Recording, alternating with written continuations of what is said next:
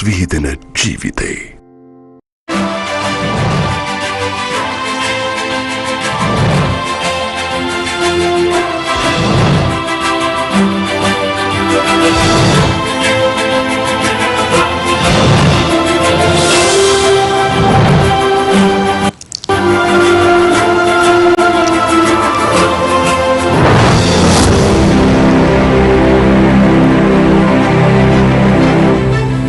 Good evening and welcome. This is the People's Forum. We conceptualize this show to shine a light on this incredible moment of opportunity where we have seen people from all walks of life converging together with renewed vigor and enthusiasm to learn about, to create awareness about governance and governance structures and frameworks. Also with the realization that the people's power indeed vests with the people. Now, this moment is also one where we are collectively realizing our own inherent biases, unconscious biases. For example, let's take the incident where last week a group of armed, masked bikers whizzed past the parliamentary protest in unmarked vehicles, and they turned out to be from the army. And remember the indignation that we felt? At the same time, people from the north and east were saying, guys, we tried to tell you, this is what we've been going through for the past few years. So this has been a moment of realization of sorts, an eye-opener. Where do we go to from here? Before we start with this episode, the second episode of the show, here's a recap of what happened on episode 1. What next? So 2 things I've said all along. The president needs to resign. We have to abolish the executive presidency. I think protests need to be sharp and stick to the messaging. We should not spread ourselves too thin, and I agree there needs to be a resignation from the president, and his government needs to set up the immediate solution, while a parallel process of reforming the presidency needs to be championed by the opposition.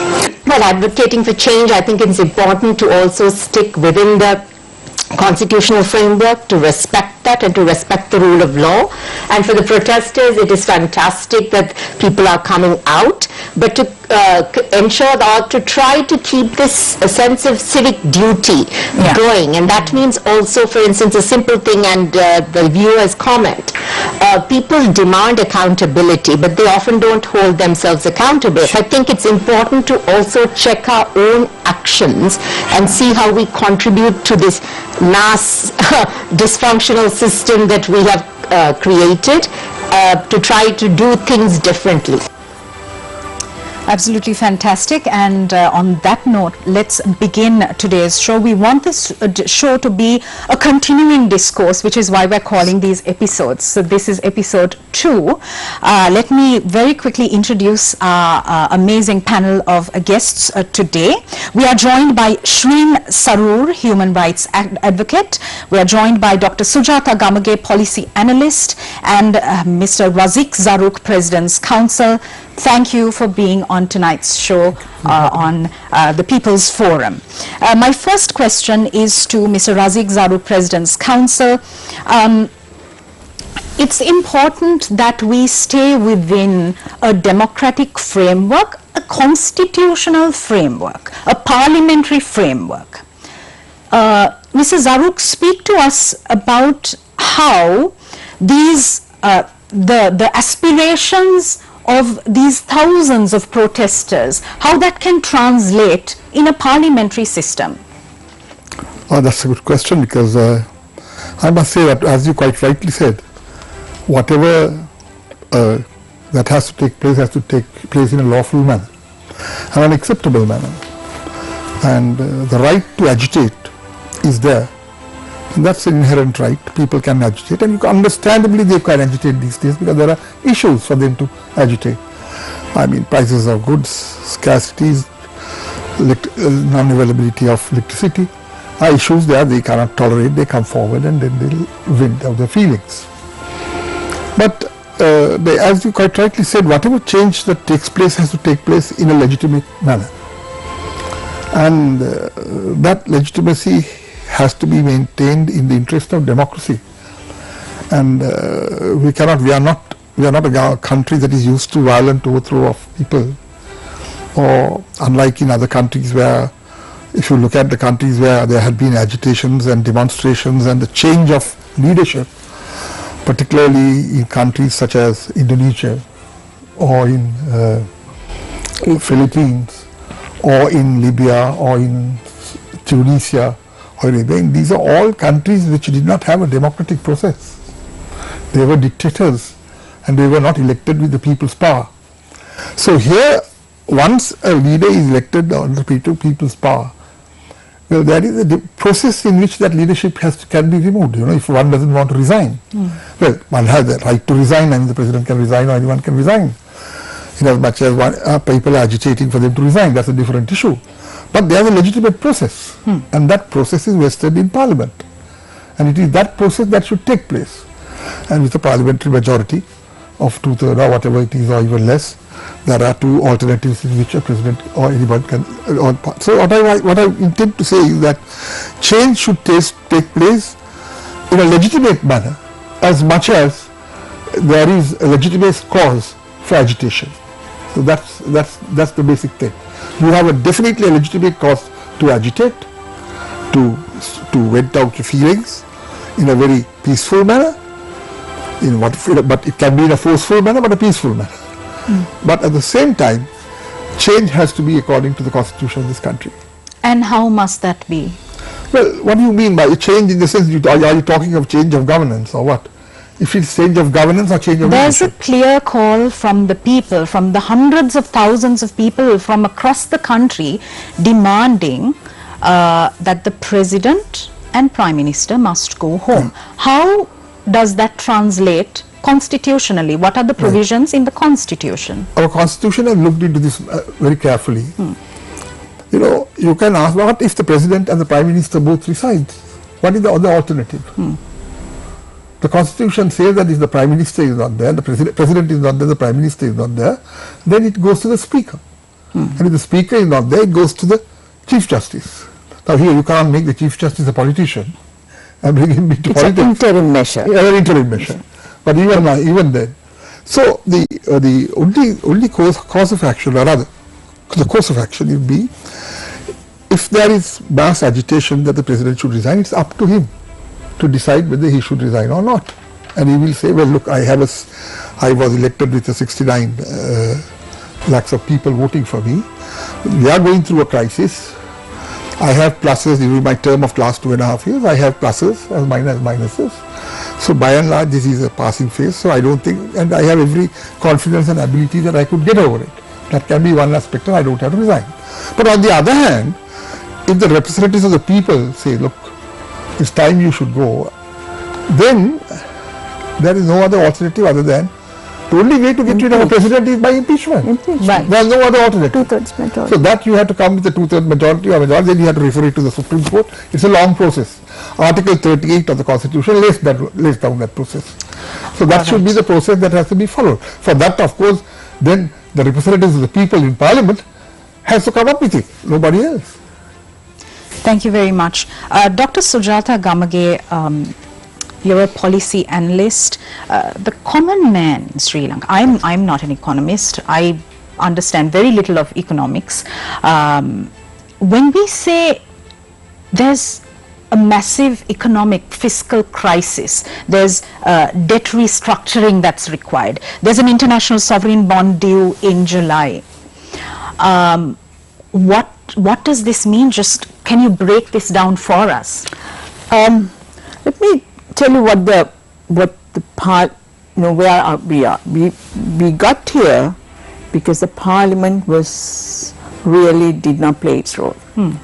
We had the president, all-powerful president, 2/3 and more with the 20th Amendment, and the Parliament just, played, like dead. They did not do their duty. The Section 148 of the Constitution gives total financial control to the parliament. Even now, as the MPs are discussing, the parliament can cut off the funding for the president. His budget can be reduced. And all these decisions, we have a financial oversight committee in the parliament. It is chaired by the Minister for Finance, and it has representation from the opposition. None of those worked. You know, they were just dormant, and we let one man and few bureaucrats make decisions. So I think the most important thing is now to take power back to the parliament, the fiscal control power back to the parliament. So that's what has been happening, and that's what's been proposed during these 3 days. Really, one of the best suggestions to come forward is to reactivate these committees. Right. And really, Parliament can bring the finance minister. They can bring anybody to the Parliament, and they can instruct. The central bank chairman can be brought to the Parliament. He actually, last time he was called, he did not come. There was so much arrogance because they had the power of the president behind them. So the central bank governor, I mean, do you float the rupee? Right? What do you do? Those decisions were, the Parliament should have power to question those decisions, bring them to the committee. So I think the first thing is get the fiscal control power back to the Parliament, because it has the constitution, it has the power, and it has neglected that. That is the problem with extreme power, 2/3 majority. So just the systems break down. There's no need for it. Maybe we relied on one man and few bureaucrats. So I think that is we don't need to, what we need to do, that's where we have this experts, we have these finance committees. They need to worry about, how to pay this the payment that's coming up, how do we restructure the debt, all those details we can, there are enough people to worry about it. Our concern is our parliament, our representatives, are they doing their job? They have not. They have not, and now suddenly they've woken up, and suddenly 41 people said we are becoming independent. Because they should be first in the first place. They should have been first thing is for their responsibility to their constituency. They should have been independent. They draw a party line, of course. The foundation of democracy is political parties.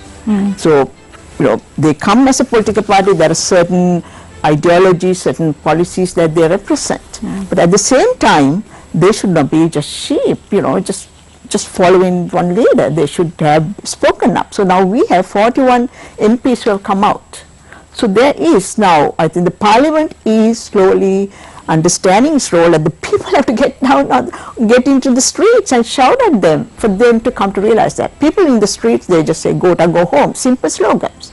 But it's kind of set off a chain reaction of, legislature finally realizing its job, what it's supposed to do.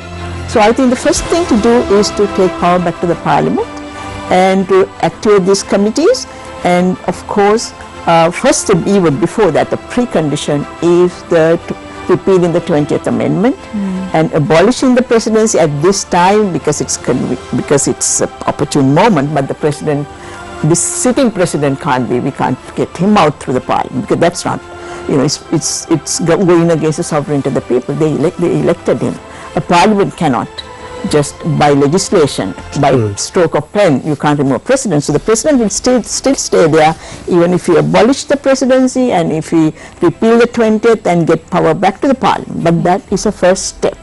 Otherwise, all these committees we talked about of the parliament getting more power will not work. So first step is that, getting power back to the parliament. Right. Thank you very much, Dr. Sujata. Let me talk about the other steps. Absolutely. I'd like to draw your attention to a tweet. Aingaran says, I keep hearing you messed with the wrong generation and present generation is not to blame. Which generation are you guys referring to? The generation that voted for Gota in 2019? The generation that stayed quiet when they forcibly cremated Muslim COVID victims? To this, Vindhya Vij says, Thank you for highlighting this. We should continue to question everyone's conscience, which mostly ensued silence throughout the last few years. This is what happens when a nation dies morally. I'm glad people have woken up and only hope it's for the right reasons. Shreen Sarur, I'd like to come to you with my next question. This awakening of public consciousness that we see is good. But how can we make sure that this is not short-lived? So that's a million-dollar question, because the thing is that in Sri Lanka, because people have come to street because they have suffered, particularly middle class, upper middle class. But we as minorities working in the north and the east, we have structurally, like, we have been suffocated, we have been kind of like, you know, our rights have been taken away. I mean, we are talking about constitution now. 20th Amendment now. Our Constitution, 1978 Constitution, is the flawed Constitution.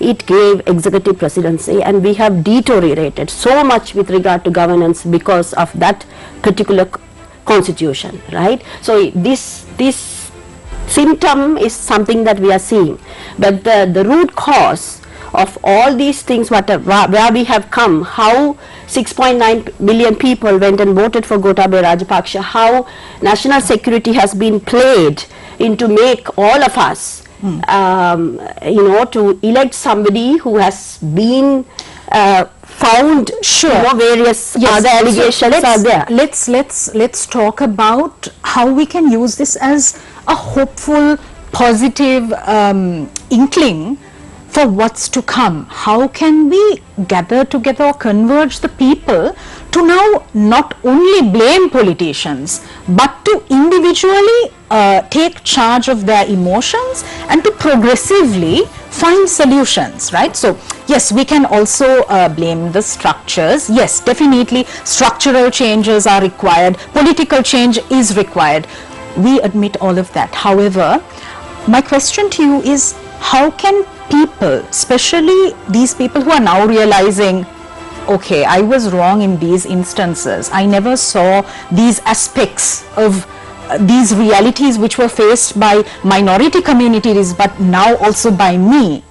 How can we get all these people to now make positive changes, is what I'm asking you. See, you can't take a shortcut here. That's what I'm trying to say, that one of the things that I would argue is that the protesters have to be very careful. They should not do any violence. Sure, absolutely. Calm down a bit, think about it, because there is also now currently there is another movement that's starting supporting the president, so there can be clashes and all, but also to understand the long-term sufferings of other minority communities, because if you don't resonate with it, I'm coming from the north. In the north, people have been asking repealing Prevention of Terrorism Act.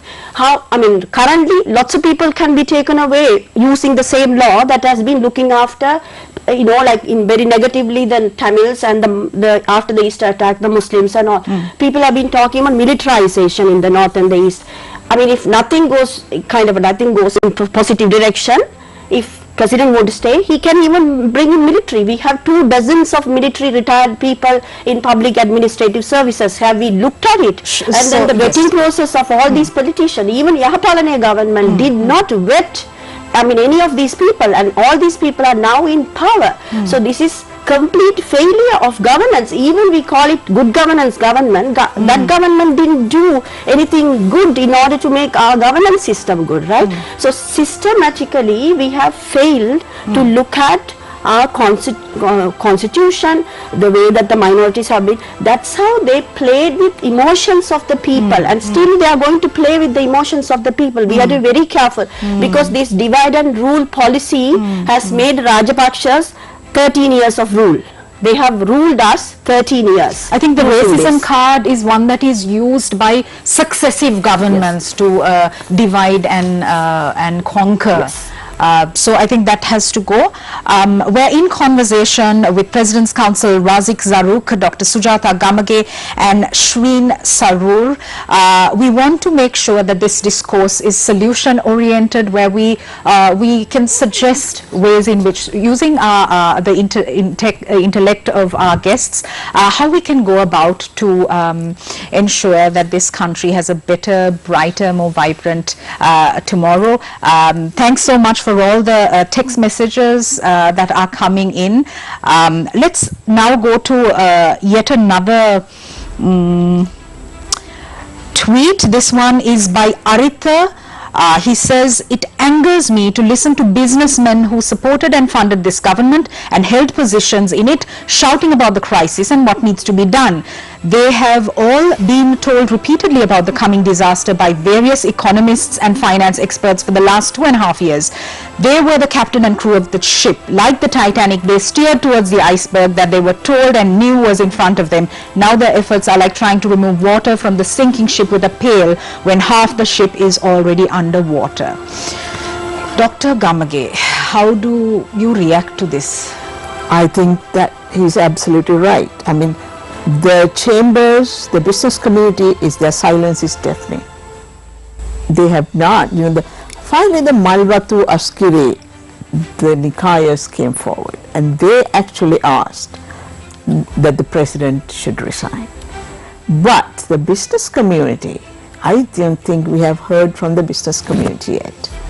Business community, I think we really have a culture of, the whole deal making culture is part of our business culture, business community. And we have not had strong business associations. So at least, to my knowledge, I have not seen anybody coming out and saying the president must resign.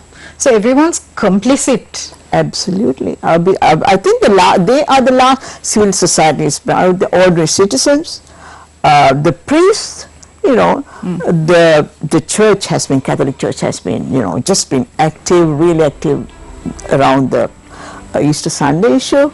The business community, no. The businesses, individual businesses, we don't expect them to, but the associations are there. There are several chambers. We have not heard from them, if I'm not mistaken. So, yes, I think, and the businesses will, I think the future, it's been this deal culture, because it's, it's who you know and, somebody, and people just, look the other way. Means and ways and means, and they do things. So these ways and means things, they should realize they are part of the problem. We have come to the tail end. I mean, we have just hit rock bottom almost. So what must the business community now do? First thing is to take a stand. Okay. I think that is, and then, they should continue to engage with each, because there are so many steps, we can't relax. I'm wearing black today because I continue to have black because I could not go to the protest and I was working on some analysis, but we need to continue to put the pressure. That's right now, I don't think we need to, it's not long term, we really need to, every day we need to keep the pressure on. That is the business community, the clergy, civil society, that's what we need to do. I mean, I don't think we should stop to eat kiribat this hour through. We need to, we'll eat kiribat when we see some resolution, when we see at least the rescue in the economy. I said first thing is to take power back to the parliament. And all three has to go simultaneously. Rescue the economy, it's just stop the sliding, just hold on. And the restructuring, all that, we need to see those initial processes. The economists say there are certain things that need to be done maybe in the next 2 weeks. So we need to make sure they're done. Okay, let's get into that right after this short commercial break. You're watching the People's Forum. We'll be right back.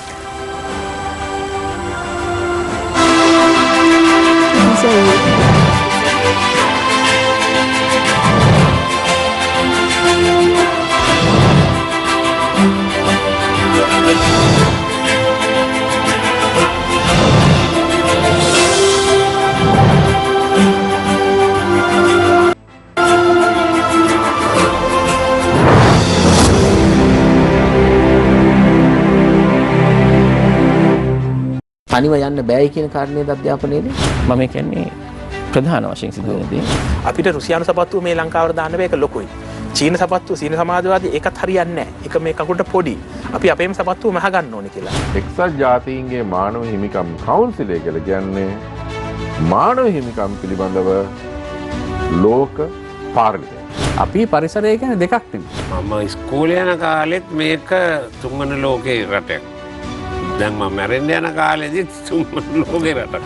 ආණ්ඩුව රූපාන්තරණය වෙනවා රාජ්‍ය බවට. එත දෙකේ එත පහේදී තමයි මේ වතු ඔක්කොම නැෂනලයිස් කරේ. එහෙමයි ධර්මශ්‍රී රට ගැන විතරක් නෙමෙයි මම ගැනත් මම බය වෙලා ඉන්නේ. අපනයන කවුද කරන්නේ? කවුද විශ්වවිද්‍යාලයට ගියන්නේ? කවුද අපේ ව්‍යාපාර කරන්නේ? විශ්වවිද්‍යාලයට ගියන්නේ?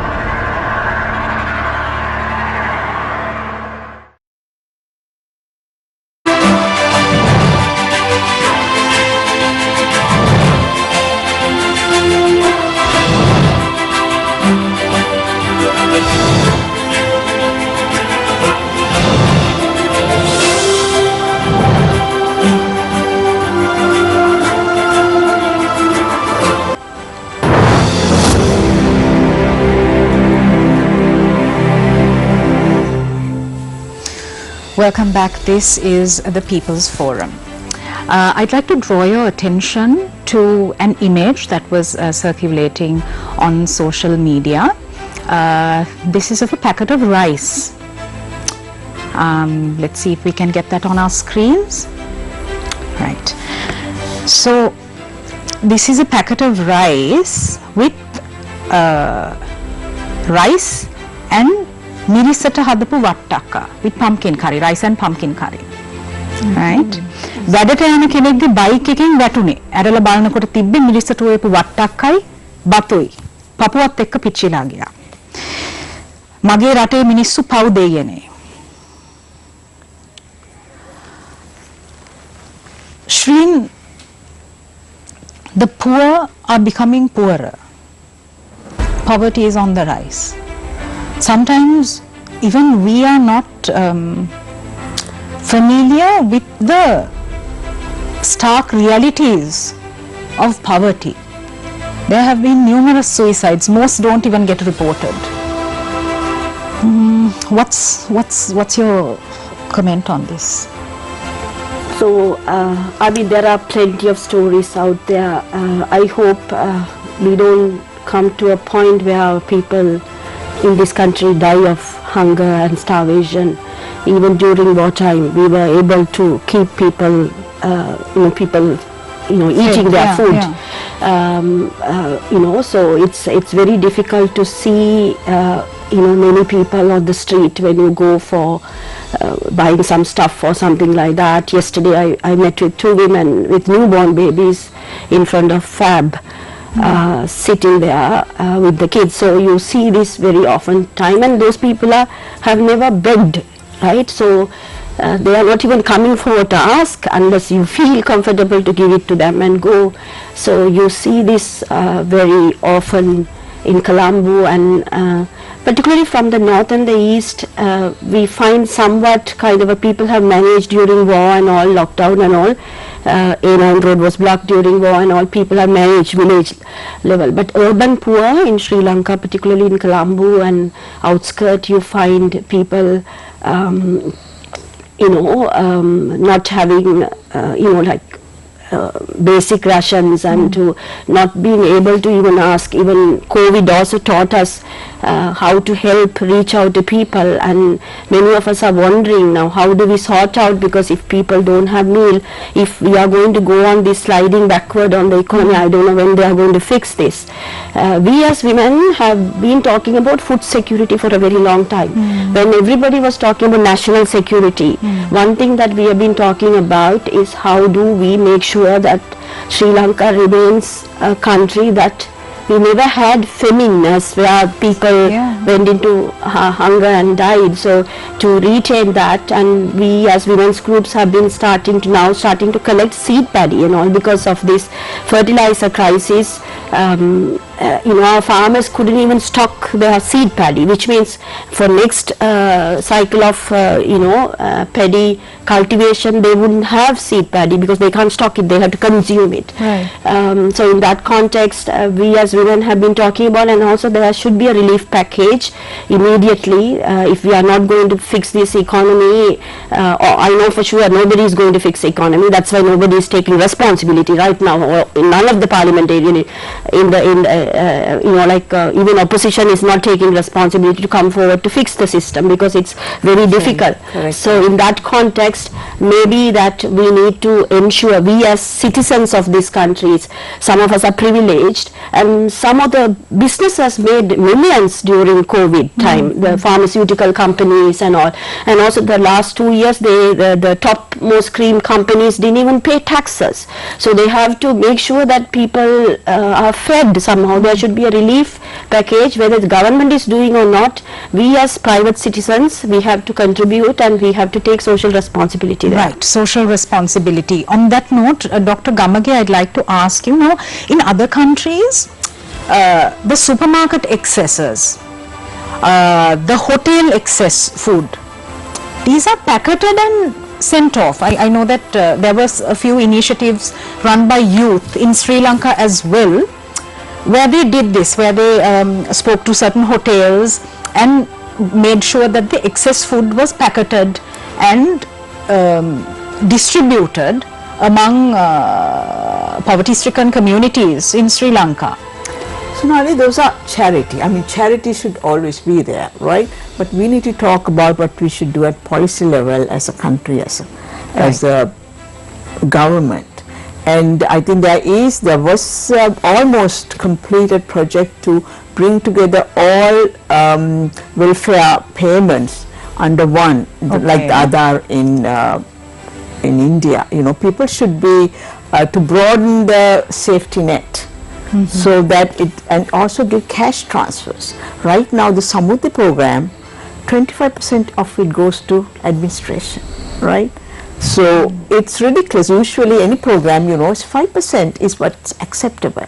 So really that all the necessary policy framework is there. We need to quickly implement that and make sure then turn them into cash transfers in people's bank accounts, right? So everybody everybody has a mobile phone now. It's so easy now to get them to your bank account. So we need at a policy level, we need to make sure that people who are in difficulty, they get these things in a respectable manner, in some so that there's some dignified way. Sure. Charitable work, of course, young people, they'll do that. But that's just like a drop in the bucket. We talk about big policy issues, and that would be a big safety net which brings together all kinds of welfare programs into one system, and people get that in their accounts, cash. Just right now people get a paltry 500,000 rupees in their Samruddhi account under various conditions, but it needs to be increased. Relief packages, yes, but relief packages, we really need to make sure people get something continuously every month. So there's a very good proposal in Parliament. Parliament actually, there were some good proposals today. Okay. I think what we need is, first thing is and I think next week of course next week Parliament should be meeting. I don't know what they decided at the end of the day today. We should not be closing Parliament for a week, right? So as soon as Parliament reconvenes, and they'll be ready to pass the repeal the 20th. I think that's going to happen. And the next would be really a budget reallocation. All development projects should go to relief, all development projects, all kinds of projects to say, getting internet to every home and fiber to homes. We should just reallocate the budget. The Parliament can do that. Parliament can do that. So right now what's happening in Parliament is the opposition groups and the independent groups, they all have not come to it's converging. If they can all agree on one common minimum program, it can be implemented. I think the Parliament is getting there. Because it's taking a bit of time. I mean, if you take the last few days. No, last 3 days, it was talk. But I think we heard this idea. Today was okay. Yeah, there was some good constructive. Yes. Yes, and everybody agreed that 20. Even the Prime Minister, I heard, I didn't see it, but I think Mr. Prime Minister said, now I can see the Prime Minister also, thumping on the table and, cheering when he said that, finally the Sajib also came on and said, executive president should be abolished. And so that is this consensus. So last 3 days, you thought there was all talk, but I think there's some convergence, but the action on the street has to go on. They were all this time sleeping, and right now they're all awake and want to do things because they can't go back home. So we need to keep the heat on. All right. On that note, let's go in for another tweet. This one is by Ganguli Walpola. She says, the pressure is working. The change of the governor, action against the previous governor, ministers refusing to take the position of finance minister, within brackets probably due to lack of knowledge, are because of it. Don't give in to their agenda. You're being heard. Don't give up. Mrs. Zaruk, if protesters are to keep protesting, despite these dire conditions, they need to know that yes, it's a constitutionally enshrined right of the right to assembly is a constitutionally enshrined right, but it's subject to limitation. There are attempts to probably sabotage these protests, and these attempts to sabotage these protests will get more and more aggressive as time goes by. During the past week, we saw the manner in which there were instances of individuals being slapped by senior police officers, right? And that was just one instance that the cameras caught. There were instances where protesters were taken into hospital and were limping back onto the streets. There were instances where over 50 lawyers had to stay in the court premises until an arrested protester was produced before court. So there's such a fear psychosis that everyone needs to go through. Can you take us through the legal provisions that ensure and enshrine these rights that the citizenry have to peacefully protest? As you quite rightly said, the right to peaceful protest is something that is guaranteed under the Constitution. At the same time, to say that you should not be tortured or you should not be in any manner arbitrarily physical harm come on to you simply because you are protesting. But you must also understand the psyche, I must say, under the circumstances, although there have been one or two instances of, as you call, excesses, by and large, the police had acted very, very tactfully, I must tell you. They are unarmed. They are only with a baton or something like that. So at times tempers flare. They are under severe pressure. You see them pushing the barriers, etc. So you should take the overall circumstances. I must say, I must give credit to the police. They have acted with a lot of extreme calm. And even that incident you referred to, where two motorcyclists came dressed in black and that was very provocative. That just unnecessarily the crowd was there and they started hooting and shouting and they became agitated. And that's why the police walked up to them and said, please don't do this. We are trying to control the crowd. You are coming and creating, you are provoking them and creating agitation. It was highly unnecessary to show off force or whatever it may be. So people are not going to get frightened by two officers in two bikes coming and running up and down. So, but under those circumstances, I think the police acted very, I give them the credit, I must tell you. And so much so that controlling a crowd of that magnitude is not easy. But the fear is that there are certain people who will try to take advantage of it. Ultra-revolutionaries, I would call it, who would like to create mayhem, make use of this opportunity and then, try to bring in a culture of violence. Now, the right to protest doesn't mean the right to violence, Absolutely. There is no way. So there's two different things. Yes, Dr. Subha. Yeah, because I think this ultra, what's the word you use? Yeah, I mean extremists. Yeah. But we have to be careful. Actually, today Mr. Sumandra said something very important. He said, if the government is now sort of trying to blame the extremists, particularly one particular party, and he said, you better be careful. I'm really happy the way the TNA is shaping up this it's not necessarily that the government is, is trying to blame anybody, but the point is the government has to take precautions, or rather more than the government, it is those who participate in these things. So look here, we are here to carry on a peaceful protest. Don't come and create problems. Right. They could come in. You are setting fire to a bus. Highly unnecessary.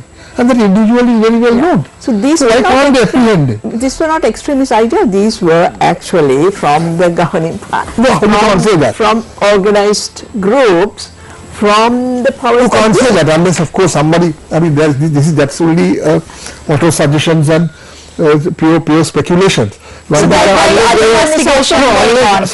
are some people who some say, well, look, these are people who are coming from the government side to agitate, so that to create problems, so that we can impose the emergency. That may be that's one theory. But these are theories. But the fact is that there are certain elements who come to create and try to take advantage of it, which should not be permitted. And that more than the police, the people should turn around and say, no, look, stop it. We are not here to do this.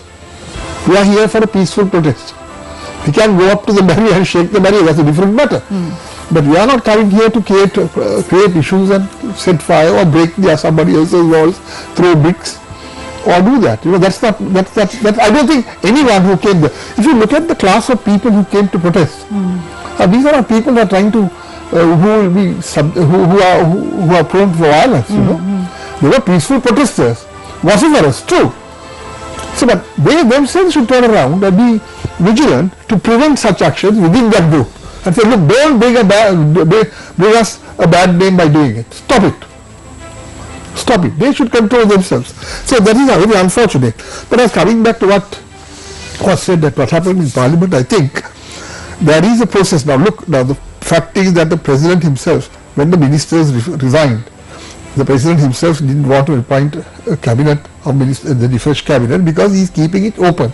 And he invited the opposition, come in. This is the time, let's all get together and do it. He offered it, in fairness to him. Then, of course, he offered Dr. Harsha D. Silva himself says, well, look, I have been spoken to 3 or 4 times already by the President himself to come and accept the post of Ministry of Finance, the post of Finance. He said, but he is not. But there is something that converged today, as you quite rightly said, after 2-3 days of mayhem debate where they were accusing each other. Today there was something constructive taking place in Parliament. One is, of course, there were two schools of thought. There was, I saw Mr. Vijita Herath, who was the JVP, suggesting that, look, we are prepared to come in provided the President resigns. He said that. But I think that's an extreme, and you cannot force a President to resign, a democratically appointed President to force him to resign.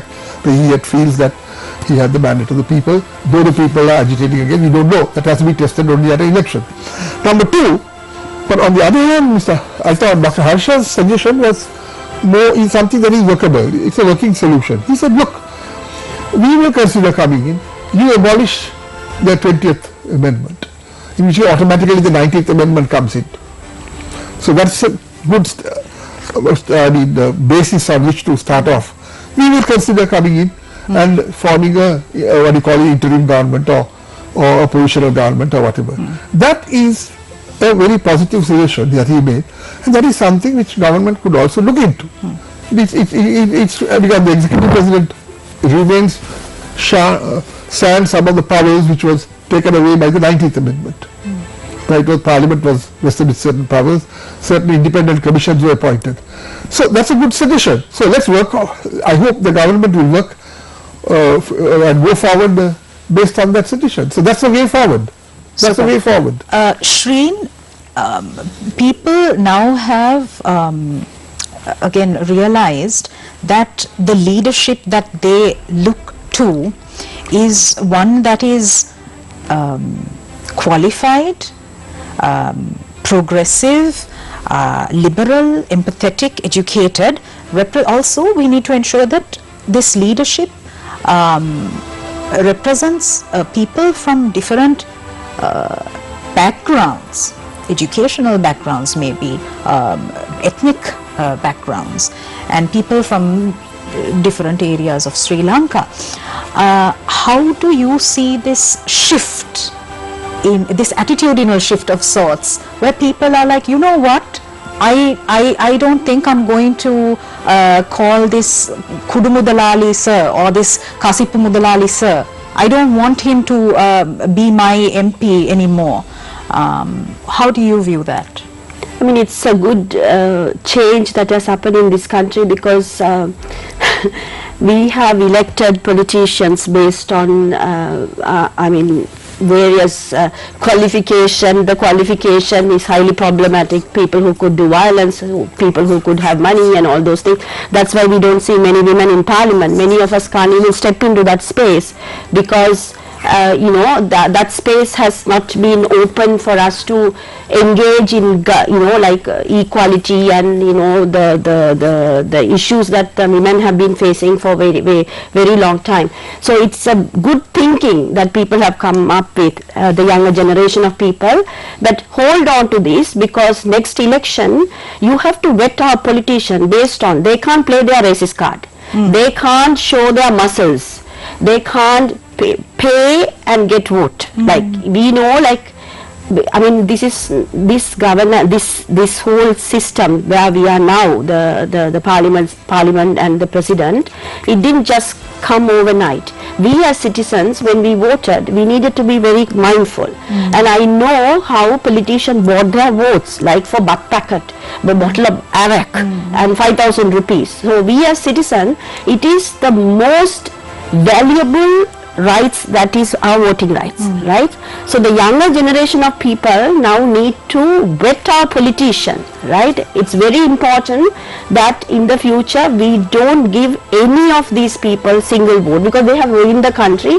And if the new generation is saying it's our future and we are a generation, we want to rescue our country, it starts with vetting your own politician and make sure that they will never play the race card and divide us, and that's what they are now saying. We are coming together, it's one Sri Lanka, unite together.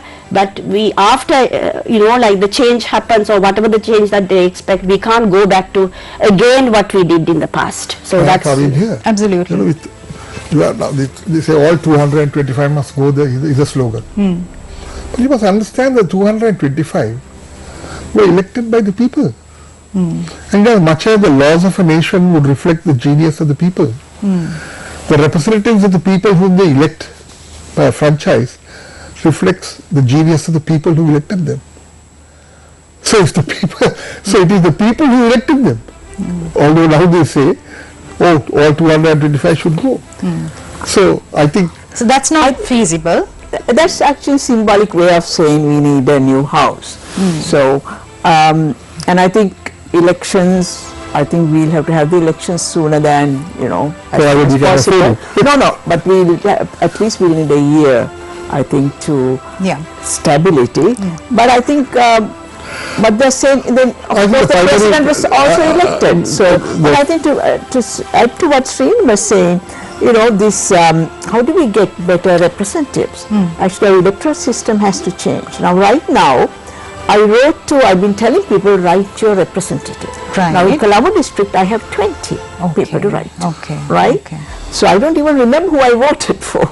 So I think we need to come to these smaller electorates. The mixed member system, I think it's not the perfect system, but still I think we need to have at least one or two people that we can say, oh, he's our representative, I'm going to write him. Right now I sent 20 letters. You know, just saying these are things what I talked to you about, you know, rescue relief, these are things we have to do, you know, take power back to the parliament, please, you know, work for, as my representative, do these things. Simultaneously, it's incumbent upon us to equip ourselves with the knowledge of governance structures. But the thing is, Sonali, we vote for parties. It's a basis of democracy. You can't say, we don't want politicians, we don't want parties. No, then we are actually saying we don't want democracy, because political parties and politicians is the basis, foundation of democracy. Absolutely. So what we don't get to choose, because how the candidates are chosen. So it happens right from the top, and we need more regulations about how parties function, because we don't have intra-party democracy. Absolutely. And the electoral system, and these reforms have been on the table for a long time, and this would be, I don't know whether we can have these reforms before next election, parliamentary election. But we must have our priorities right now at the moment. That's not our priority at the moment. We should go into it, but at the moment the most important thing is to put the economy right. What I'm saying is, and then comes the electoral reforms.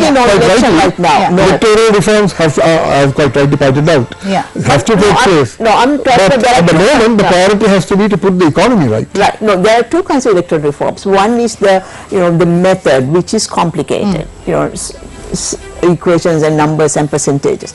But then there are other things like the legal framework.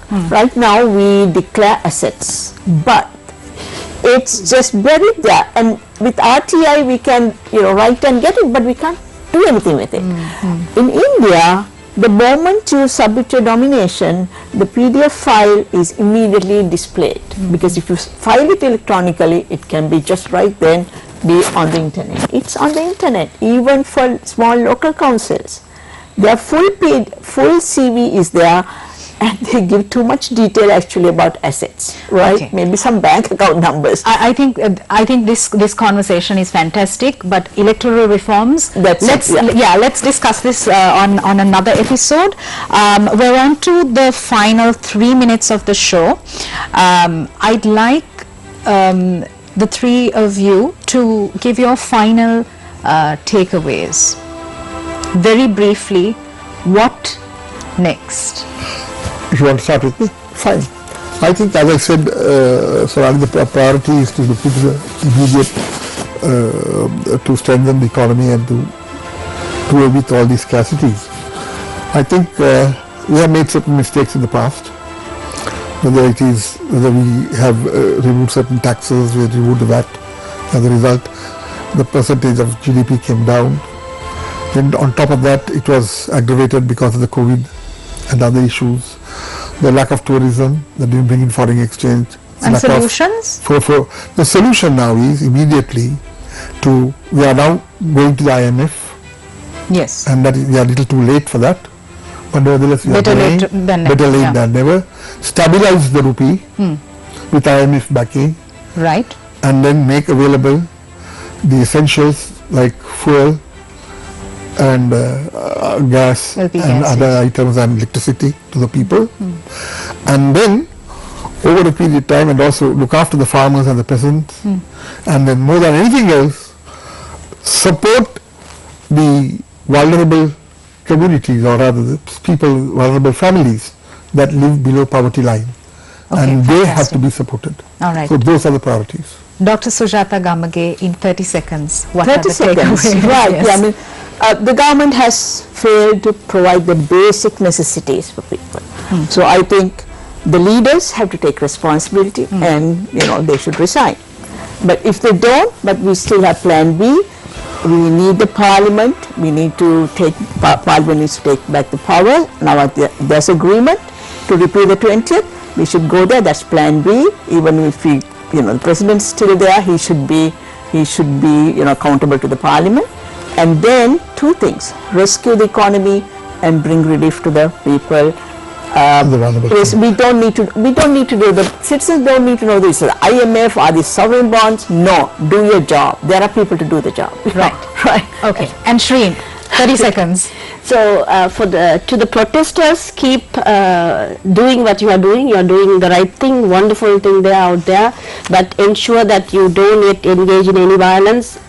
Touching public property is very dangerous, so make sure that we, by doing our protest, get into wrong hands, and then thereafter we are very worried about military takeover, so we are very, very concerned about democracy need to be reinstated in Sri Lanka. That's very important. All right, thanks so much for your time, for your insights. And this is the People's Forum. We'll see you again next Friday at 7:30 p.m. Thank you so much for your time. Good night. Good night. Thank you. Good night.